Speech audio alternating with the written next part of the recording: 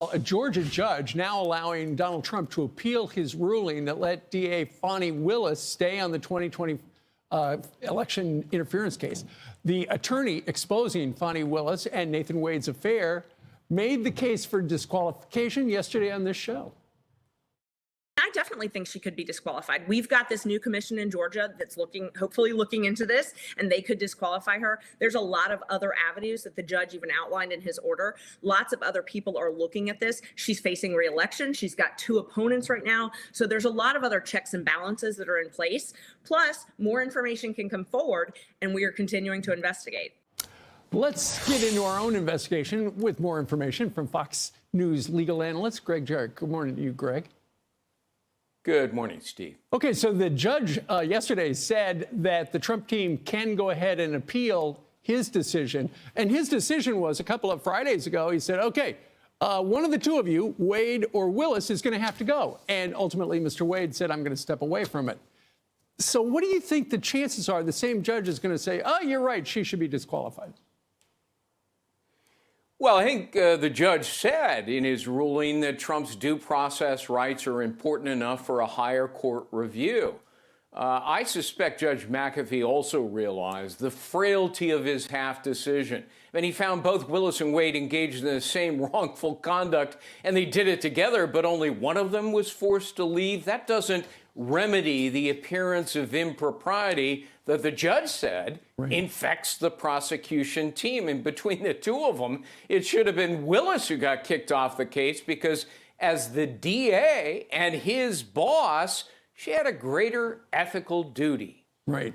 Now, some of the charges involving Mr. Trump down in Georgia are RICO related. I'm sure you saw this exchange yesterday between AOC and Tony Bobulinski. Listen to this. What is the crime, sir? Specifically. You asked me to answer the question. I answered the question. No. RICO, you're obviously not familiar with. Corruption Excuse me, sir. Excuse me, sir. Excuse me, sir. RICO is not a crime. It is a category. What is the crime? It's a category of crimes. Okay, let's turn to you. Is RICO not a crime?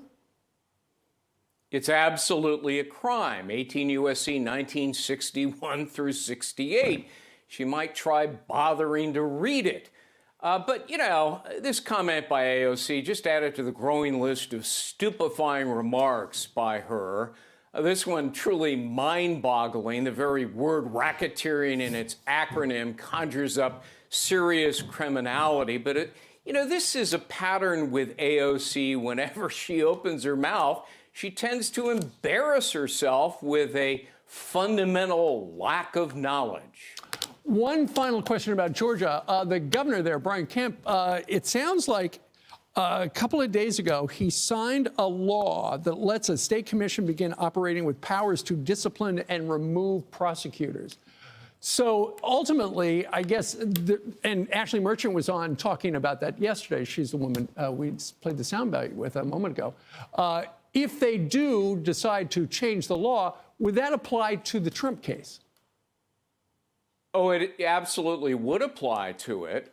You know, this is a governor who's duty-bound to see that Georgia laws are faithfully executed. That includes prosecutions that abide by legal and ethical standards. He's publicly expressed his concern that Willis's behavior is making the case look more and more political, which is the opposite of a neutral, objective prosecution. And of course, having signed that new law, I think he's leaving this in the hands of the new state commission to discipline and remove rogue prosecutors like Fani Willis. All right, Greg Jarrett, thank you very much.